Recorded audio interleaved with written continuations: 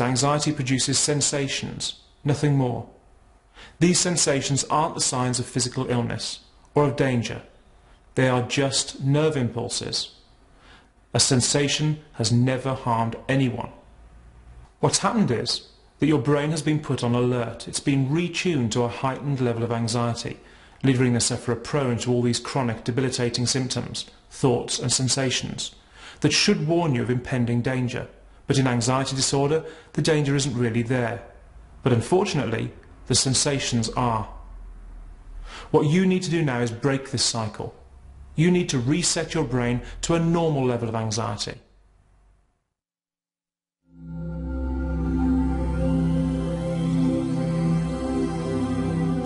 Traditionally, anxiety is dealt with using psychiatry, counselling and medication. But if these methods consistently eradicated anxiety, surely anxiety would not be so prevalent as it is today. Therefore, there is a real need to tackle anxiety in a different way, and the Linden method successfully does this in a simple, yet very effective manner. To think anxiety can be eliminated quickly and simply often confuses anxiety sufferers, as they have perceived anxiety as just something that has to be coped with, or something that will take many years to get over, if ever. I am personally going to challenge this belief. Many people believe anxiety and panic disorder as being something they're predisposed to and within the family, having seen members of their family suffering too. When we perceive anxiety as such, this belief makes us feel as though we're not in control, and therefore there is a general acceptance that this is who I am. There is another explanation, and this is that anxiety is a habit of behaviour that has been seen or experienced, learned and repeated. This is much like when we are being taught a new skill, such as playing tennis or a musical instrument. The more we see it being played and the more we watch, the more we repeat their techniques, the quicker we learn and the more ingrained the habit becomes. If anxiety is therefore a habit of behaviour, the only way out of this habit is to change our behaviour. As a coach, I work with individuals who want to change, just like anxiety sufferers do. I may be able to assist them to think differently about a particular situation or person, but if they choose to still behave in the same way, nothing will change. They will still get the same results. In my opinion and experience, GAD, OCD, panic disorders and phobias are all part of the same condition and can all be treated successfully by implementing the Linden method. The Linden method, Jenny speaking. Generalised anxiety disorder presents itself as a sometimes complex array of anxious symptoms, sensations and thought patterns. Often accompanied by panic attacks and phobias, generalised anxiety disorder is destructive, frustrating and in some cases frightening for the sufferer. Generalised anxiety disorder is usually accompanied by the most common symptoms of anxiety and panic attacks, such as shortness of breath, dizziness, lack of energy, sweating, stomach problems and many, many more.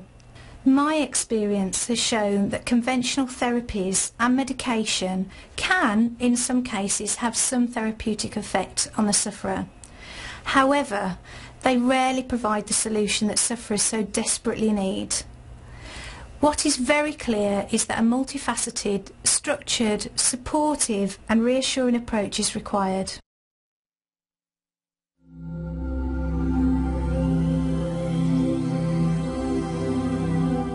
My anxiety, I feel, started as quite a young child really, but was fairly mild, so that it would be affected by perhaps an examination at school or a new situation that I was going into.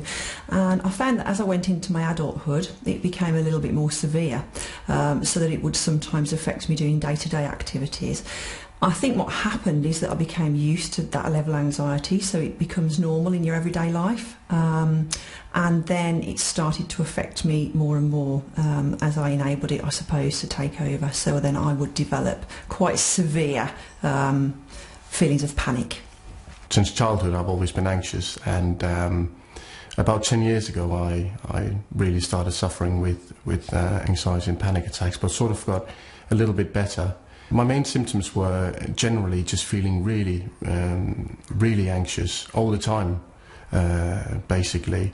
I had chest pain, I had shortness of breath, I had distorted thoughts, which was really scary.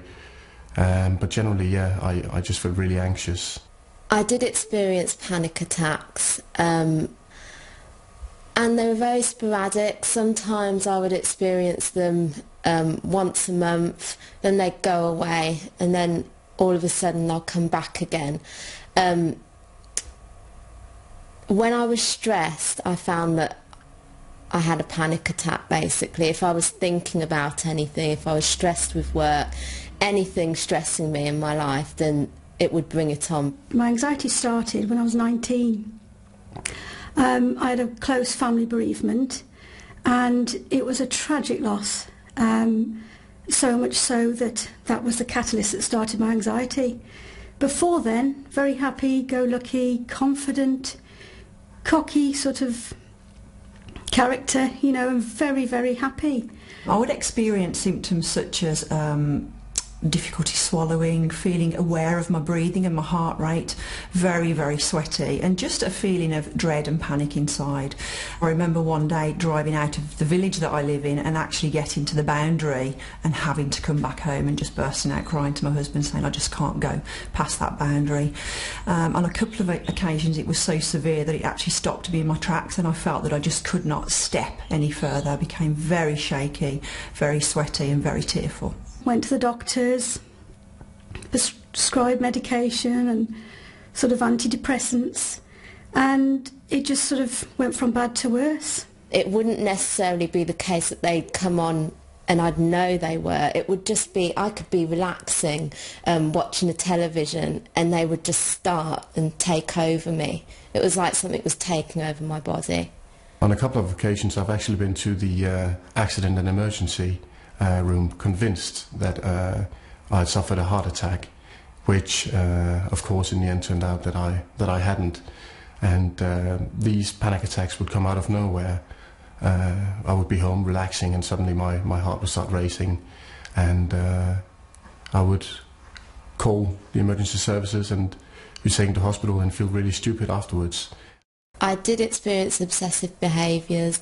I couldn't go to for instance, I couldn't go into a video shop that I went into when I had my first panic attack. I just would not go back in there because I was so scared that I would have another one, and I just didn't want to lose control. My obsessive thoughts were really, really scary. Mine manifested themselves as a fear of harming other people, especially my partner. I'd be terrified that I would actually put a knife in her, and I would have all the thoughts and sensations and the images in my head about it, and it really, really only created further anxiety for me. Those were the worst obsessive thoughts I had, but they were horrible enough in themselves. 2 years ago I purchased the Linden Method through a friend, very patient friend, and I got to work on it. I'd got nothing else to lose. I tried every other book, and I emailed and I also telephoned for support with very professional staff, and it worked, and I'm actually living proof that it can work. I found, firstly, the story of Charles Linden's life very, very easy to read, and something that I related to very easily. And I think that putting into practice the relaxation, visualisation and diversion really for me is also really important. But it's not something that I feel I have to practice now every day. It's remembering key factors in Charles Linden's methodology and just remembering certain key points. For instance, things like dietary advice and learning how to live your lifestyle to help control the symptoms I also found very useful. I discovered the Linden Method while browsing for treatment for anxiety disorders. I'd been seeing a psychologist for a number of years, and I never really felt I got anywhere with that, and I was very frustrated.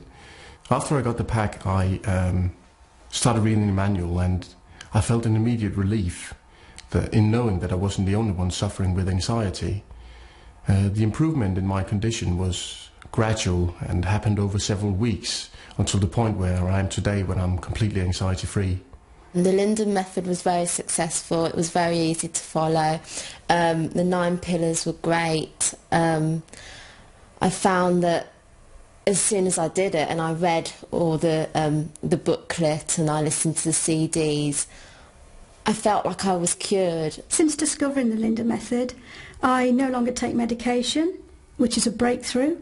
I don't go and see psychologists, and I'm not even on the waiting list for a psychiatrist anymore. I think now I just feel that it's me who's in control of my life. I tend to go out and grab opportunities that come to me. I've joined an art class at college. I'm doing some voluntary work as well as my own work that I do for a living, and just enjoying life really, and actually taking opportunities that arise to me that I would have probably, been quite scared of doing before. So I feel quite refreshed. It's almost like I'd set myself and made myself have these panic attacks, which is what the Linden method explains to you, that you are creating these panic attacks and you've got to get yourself out of it, and you're the only person that can do it. My life's full at the moment. I'm doing things that I've always wanted to do. I've got a good, active social life. My relationship with my 17-year-old son is just fantastic. We go out, we've just been on holiday together, and those are all the things that I couldn't do before, and now I'm there. I'm out there. I'm living my life.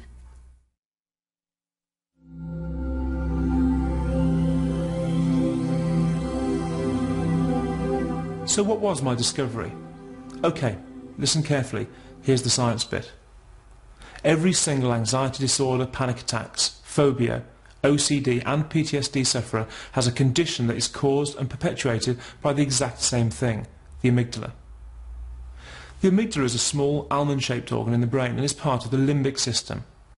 The amygdala is a pair of small organs in the brain, each about the size of an almond. The amygdala acts like a thermostat, regulating, amongst other things, our normal baseline anxiety level. As anxiety levels rise in response to stressors such as bereavement, work stress or money worries, for example, the amygdala's needle is pushed up to the high anxiety zone. Under normal circumstances, this needle returns to normal after the event. When the stress or anxiety you experience is relentless, the needle gets stuck at the high anxiety position. It becomes instinctual. The subconscious mind, which controls all the automatic bodily symptoms, thinks that this new level of anxiety is appropriate and normal. You know consciously that it's not.